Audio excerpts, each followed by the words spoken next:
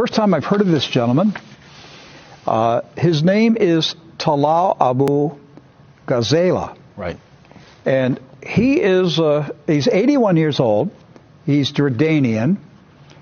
And I was just extremely impressed by his resume and his business acumen and accomplishments.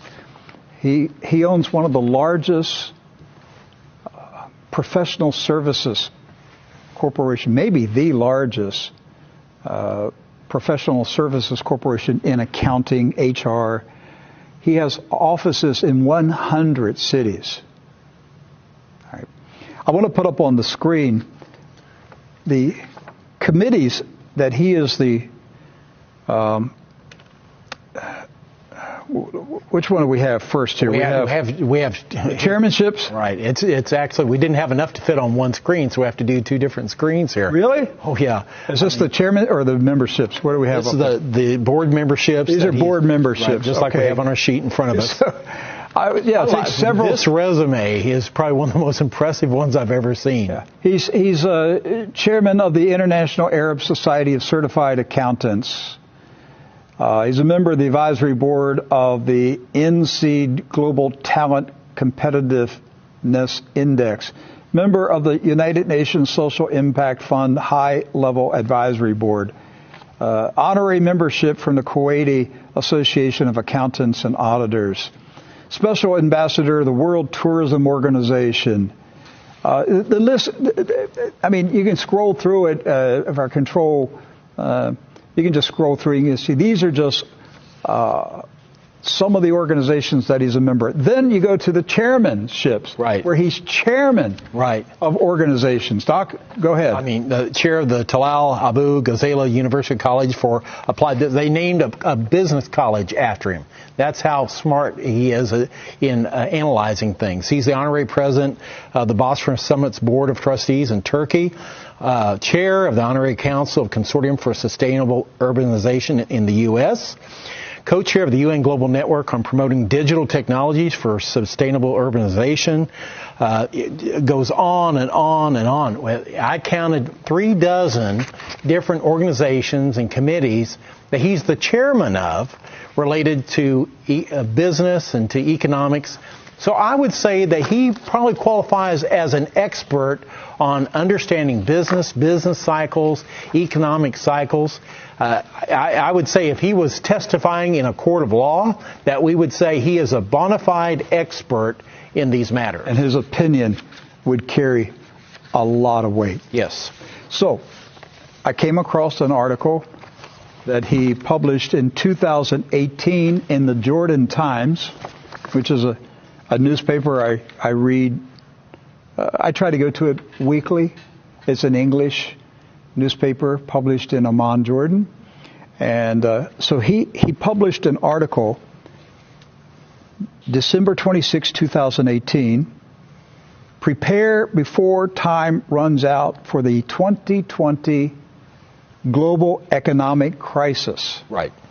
Now there's an article that Americans didn't see because our news organizations don't report anything worth reading. Now, so everyone understands in our viewing audience, the picture that you see there is of Talal Abu Ghazala.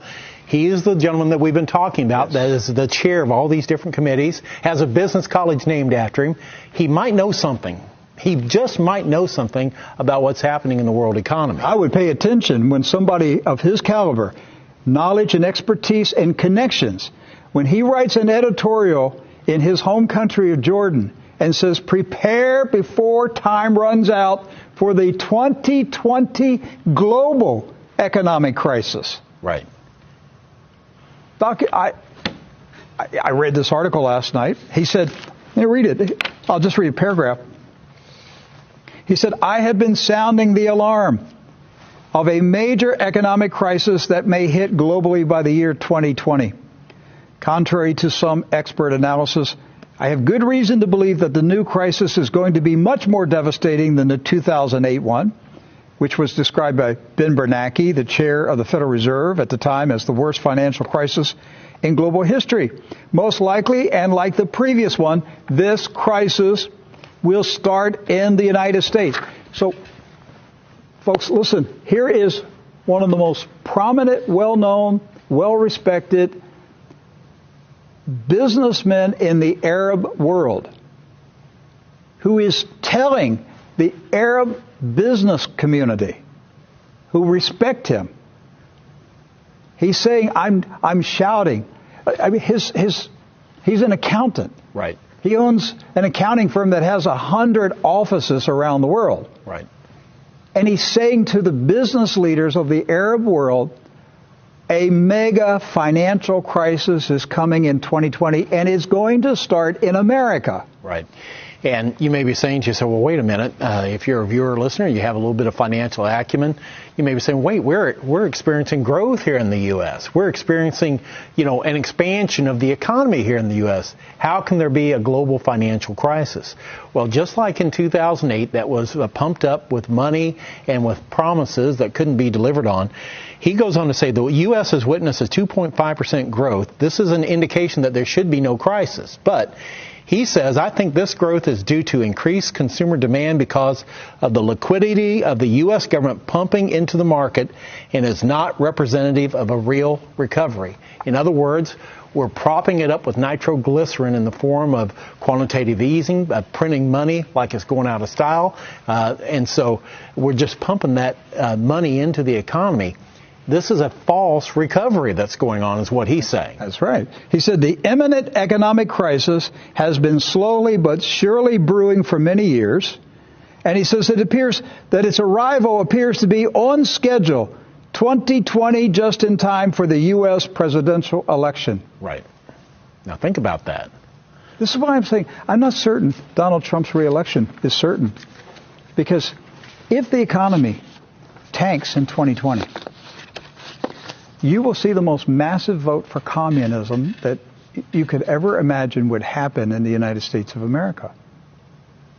The communist, socialist Democrats will sweep into power if we're in an economic crisis before the election.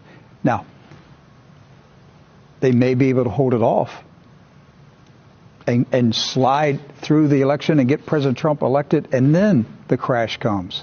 Well, that would just mean that the next election in 2024 will be so far to the left, we can't even imagine it now. That's right. Exactly. He said that this coming crisis is going to last years. He said the new economic crisis is expected to continue for years and will have a major impact on the West, causing stagflation and leading to bankruptcies. He goes on to say, now listen to this, Rick, I predict at least 5 European countries will go bankrupt next year. Do you hear that?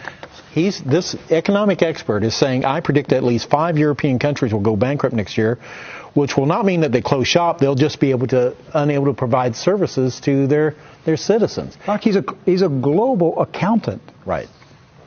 If you're going to listen to someone talk about accounting principles, I would listen to somebody at his level. Right. And he's saying, as you just said, he believes that 5 European nations are in such dire condition that they're going to go bankrupt. And we already see the first fruits of that by negative interest rates on their bond yields that are popping up all over Europe right now, where they're actually paying people to take out mortgages. Think about that. And you say, oh, that's great. That's actually a very bad thing that's happening. That means that people don't have confidence in the economy anymore. Okay, so let's go to the next article. This is also the Jordan Times. He published this on June 2nd of this year, 2019. The title, The 2020 Global Crisis and a Third World War. Okay. He said, once again, for some time, I have been sounding the alarm of an impending major economic crisis that may hit globally by the end of 2020. He said, nations around the globe, especially in Europe, have lost confidence in the United States' ability to lead in issues of international finance, trade, diplomacy, and war. These nations are quietly dismantling. Yes. Listen, folks, listen to what this man is saying.